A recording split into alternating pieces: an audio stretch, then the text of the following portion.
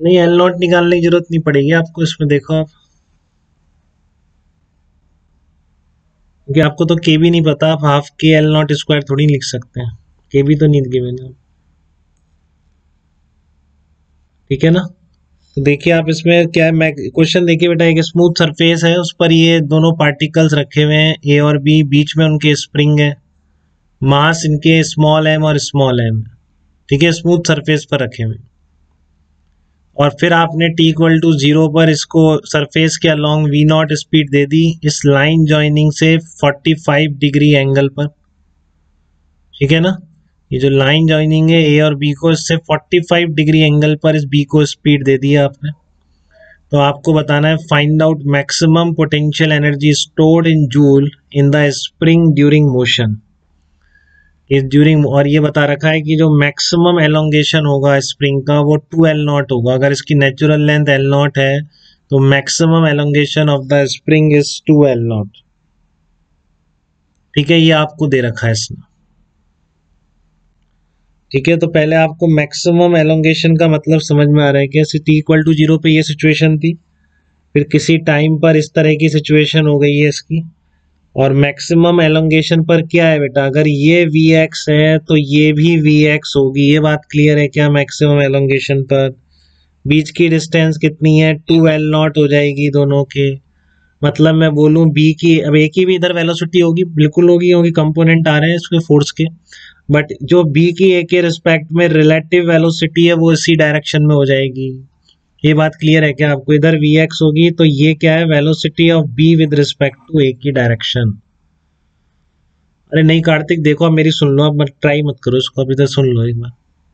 ठीक है, तो find out maximum potential energy stored in the spring during the motion आपको बतानी है इसमें। तो आपने पहले क्या किया कि मैक्सिमम एलोंगेशन पर आपको क्लियर है जो डेफिनेशन है मैक्सिमम एलोंगेशन की।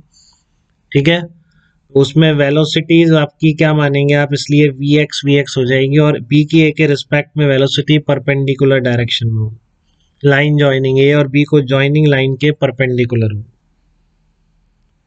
ठीक है, क्लियर है। तो क्या क्या अप्लाई कर सकते हैं इसमें, आपको कुछ रिलेशन बनाने पड़ेंगे, वही एनर्जी, मोमेंटम, एंगुलर मोमेंटम। ठीक है, तो एक एनर्जी की बात तो समझ में आ रही है, आप एनर्जी का इक्वेशन तो लिख ही सकते हैं इसमें, क्योंकि आपको इनिशियल काइनेटिक एनर्जी पता है, बट सारी किस में पता है, सब कुछ सेंटर ऑफ मास फ्रेम में पता है बेटा, ग्राउंड के रिस्पेक्ट में नहीं पता है। ठीक है ना, ग्राउंड के रिस्पेक्ट में तो बहुत कॉम्प्लिकेटेड है, इसकी वी एक्स वी वाई इन दोनों के अलग अलग कंपोनेंट, तीन तीन वेरिएबल बन जाएंगे यहीं पे आप। But centre of mass frame में अगर आप बैठ गए तो आपको इनिशियल काइनेटिक एनर्जी भी पता है, वी आर की टर्म में फाइनल काइनेटिक एनर्जी भी पता है। एक्सटेंशन आप बोल ही रहे हो कि पहले एल नॉट अगर नेचुरल लेंथ थी तो 2L0 हो जाता है। ठीक है, तो वो दोनों आप बिल्कुल लिख पा रहे हो उसमें। तो आप इसमें एक बार एनर्जी कंजर्वेशन लगाना, देखो COE, conservation of energy in centre of mass frame से लगा रहा हूँ। ठीक है ना, conservation of energy in centre of mass frame से लगा रहा हूँ। तो आपको कुछ याद है क्या किसी को कि मैं इसकी काइनेटिक एनर्जी अभी लिख सकता हूँ क्या, सेंटर ऑफ मास फ्रेम से, इस सिचुएशन में और उस सिचुएशन में? तो काइनेटिक एनर्जी या पोटेंशियल हाफ, बस एग्जैक्टली बेटा, ये जिसको ध्यान है उसके लिए एक ही लाइन में हो जाना है अभी प्रॉब्लम, कि टू पार्टिकल सिस्टम की मैंने आपको सीओएम फ्रेम में सेंटर ऑफ मास के रिस्पेक्ट में एनर्जी फटाफट लिखना बता रखी। बिल्कुल सानिया सही कह रहे हो आप, half mu v relative square. ठीक है, तो वही मैं कह रहा हूँ, जिसने नाप पढ़ाया वो बिल्कुल ज्यादा ट्राई ना करे, उसको नहीं समझ आएगा ये कि मैं कैसे काइनेटिक एनर्जी लिख रहा हूँ और क्या कर रहा हूँ। सेंटर ऑफ मास की requirement, centre of mass COM frame की रिक्वायरमेंट है जो टॉपिक में कराता हूँ मोमेंटम। ठीक है ना। हाँ बिल्कुल, म्यू आपका रिड्यूस मास है, सही बोल रहे हैं, बच्चे पढ़ रखे हैं, काफी बच्चों ने पढ़ रखा है डिटेल में इसका। ठीक है, तो आप क्या करेंगे इसमें, देखो initial energy equals to final mechanical energy conserve कर रहे हैं दोनों particle plus spring as a system centre of mass frame के रिस्पेक्ट में।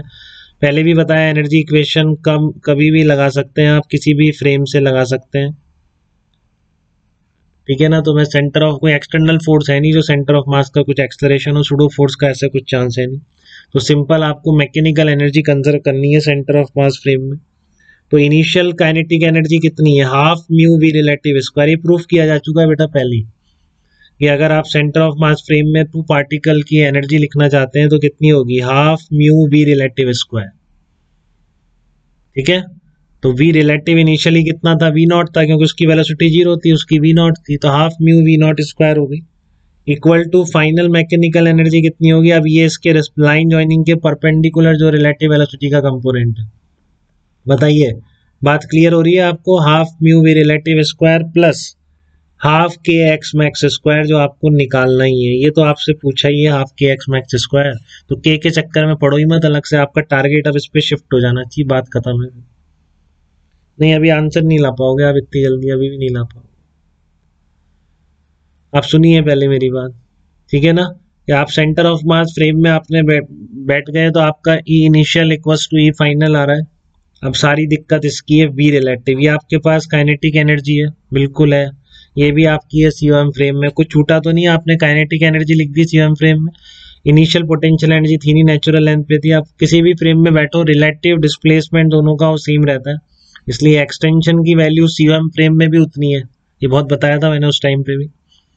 तो अगर आपका ग्राउंड के रिस्पेक्ट में रिलेटिव डिस्प्लेसमेंट इनका जो भी है जिसकी वजह से एक्स क्रिएट हो रहा है वो सीओएम फ्रेम में भी उतना है, तो ये पोटेंशियल एनर्जी सीओएम फ्रेम में लिखो या ग्राउंड फ्रेम में लिखो सेम है।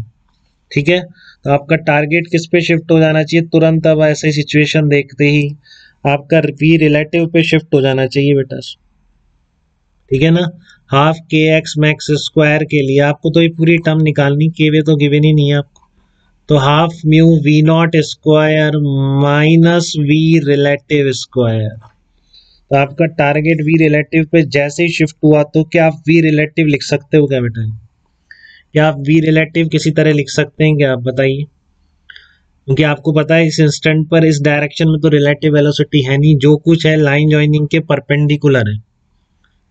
ठीक है, तो अगर आप ये वी रिलेटिव लिखने में कामयाब हो गए तो आपके पास मैक्सिमम एनर्जी स्टोर्ड का आंसर आपके सामने है बिल्कुल।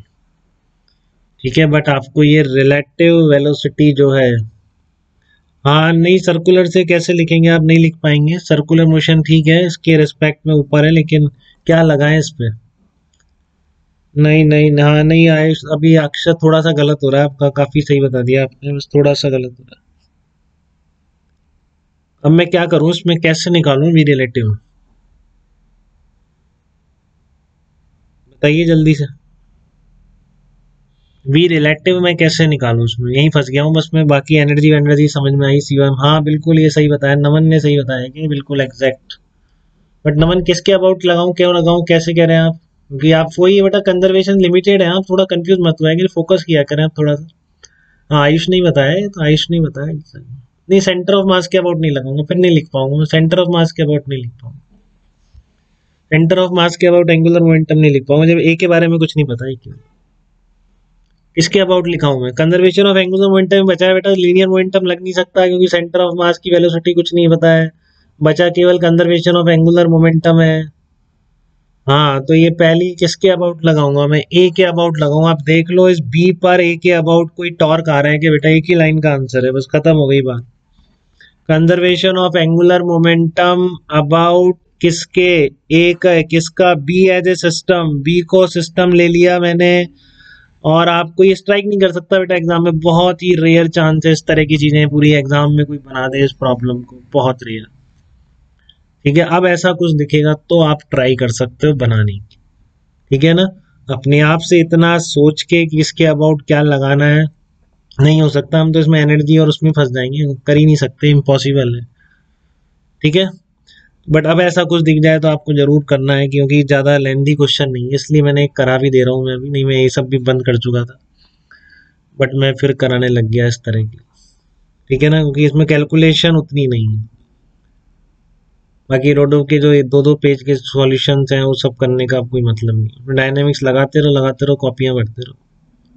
ठीक है, बट इसमें क्या है, शॉर्ट हो जा रहा है सेंटर ऑफ मास फ्रेम की कंसेप्ट की वजह से बस।